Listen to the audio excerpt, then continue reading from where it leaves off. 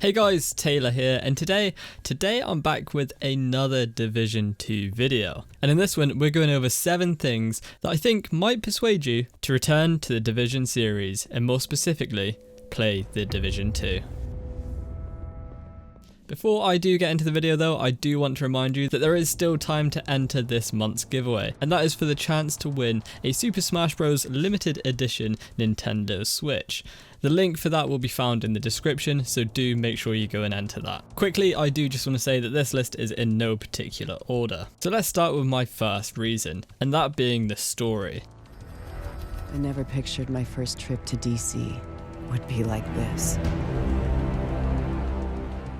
Obviously, it's set in Washington, DC. The Division 2 is going to have a compelling and enticing 40-hour-long journey that will take you through a 1-to-1 scale of Washington, DC. You'll be trying to bring it back from the brink of collapse, and much like the first, you can do all of this on your own or enjoy it with up to 4 friends cooperatively. Just like the first game, whilst you are on your journey of saving the city, you'll also be building up your base of operations. And what better place to have a base of operations than the White House? Yes, that's right, your base of operations in Washington, DC is going to be none other than one of America's most prestigious landmarks, the White House. Now, we don't know too much about the White House within the Division 2, but I can only assume that the more you play through the Division 2 story, then the more the White House is going to look a bit more representable. I'm sure through time, when you complete missions, complete supply runs, the White House will be built up and fortified once more.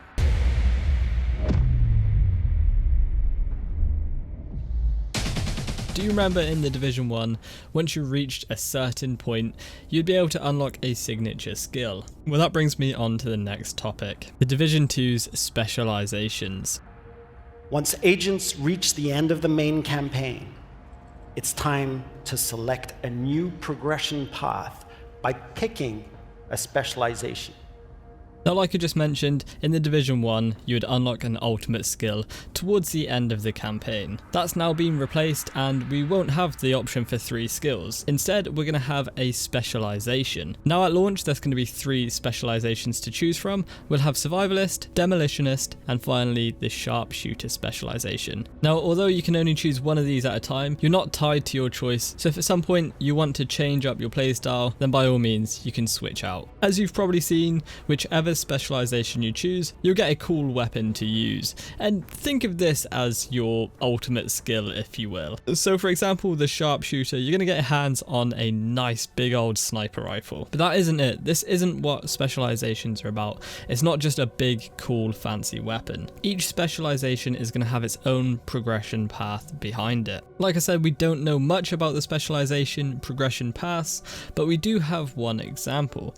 If you were to pick the Demolitionist, you'll also be able to use the artillery turret mod that is only accessible to Demolitionist players. So let me just reiterate that we don't know all of the progression behind these specializations, but we do know some skill mods are tied to specializations. And I'm sure there's going to be more specialization progression announced soon. Staying on the topic of skills, we finally won't be spamming all of those crazy health skills in the Division 2. No overheal, no instant health. The health system has been completely reworked in the Division 2, and medkits have now been replaced with armor plates. And to apply a new armor plate, it's not going to be instant, it's actually going to take roughly 2 seconds for it to apply. Now, whilst you're applying your new armor plate, you're not going to be able to move, but if you do take damage, you won't be interrupted. This itself has already cut out a lot of the silliness we saw in the Division 1's Dark Zone, especially the chicken dance, because now you're not going to be able to run around, heal, and shoot all at the same time. So moving on from skills, let's talk a little bit about weapons. We all know in the first game we would gravitate towards a select few. For example, towards the end of the game's updates, it was more than likely we would gravitate towards the M4 and its variants, more specifically the lightweight M4. This was obviously not how the dev teams intended for the game to go, and more importantly, how we chose our weapons. The way this has changed in the Division 2 is down to a huge overhaul of not just the weapons new and returning, but also how weapon attachments work. In the Division 2, attachments now unlock as you progress through the game. and they won't be lootable, so they're not going to be cramming your inventory space. But as well as that, attachments come with a positive attribute as well as a negative attribute. So for example, an ACOG sight could have plus 10% headshot damage, but also make the reload time a little bit longer with plus 5% reload speed. Obviously that's just an example I made up, and we probably wouldn't see that in the game. But hopefully you get the idea. So not only will this diversify builds, but it will also help us have more of a choice, and we'll be able to look at all of the options rather than just making a beeline for the same weapons and the same weapon attachments. Whatever you're doing out there, we're not feeling it in here.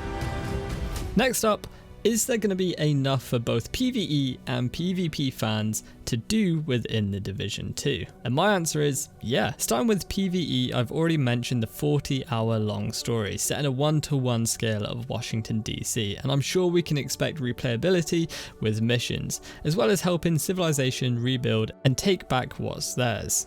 Along with that, we also have the new PvE rogue loop. Now, I'm not going to go into too much detail because we already have a video about the new PvE and PvP rogue loops on the channel. There'll be a link in the description for you to go and watch that one. But yes, a new PvE rogue loop within the Dark Zones. But I can pretty much guarantee you that's not it for PvE fans. There's still a lot unannounced. We're just going to have to wait and see what they've got covered up.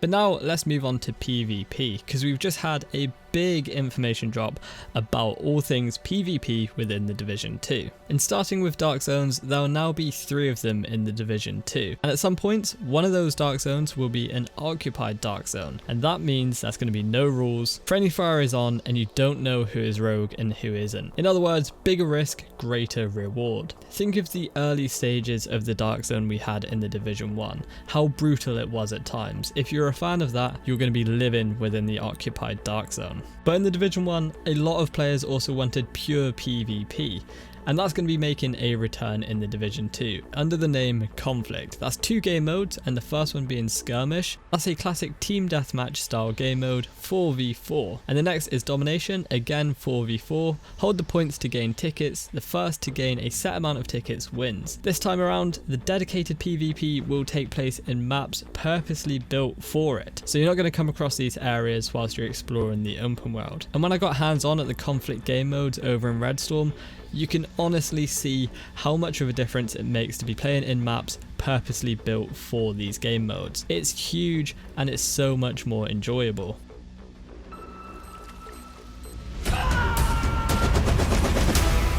Now what about post-launch of the Division? Well, one thing the Division fans have been asking for since the first was announced, that's raids, and well, actually I'll just let Julian say it. I'm excited to announce that for the first time, 8 players will be able to partner up to face the ultimate endgame challenge. Raids are coming to the Division 2. So yeah, after just over 3 years of asking for it, we finally get them. We don't know a huge amount about raids or how many that's going to be, but we know that they won't be live at launch, but activated a few weeks after. We also know that raids would take up to 2 teams of 4. Again, we're not sure how this is going to play out, so we're just going to have to wait and see. The main thing is, we finally have raids in the Division. Our chance to shape history. Now last but not least, DLC. Let's be honest, how DLC was handled in the first game wasn't great. Some consoles got it before others, and with it having a price, it split the player base up quite significantly. But in the Division 2, that changes. All consoles will get DLC at the same time within year 1. We'll also be getting our hands on 3 DLCs in the form of episodes for free. This will include story-driven missions, map expansions, as well as new modes. Not only will those be free, but from what we heard, they will also expand on the story, something that never really happened in the Division 1. So yeah, personally I think there's a whole lot to be excited about for the Division 2, whether you've never played the Division 1 or if you played it to its heart's content. I personally think the Division 2 is going to be surprising a lot of people when we finally get our hands on it. But guys, that's going to be it from me. If you did enjoy this video, or if you have any questions, be sure to let me know down in the comments. But yeah, thank you so much for watching.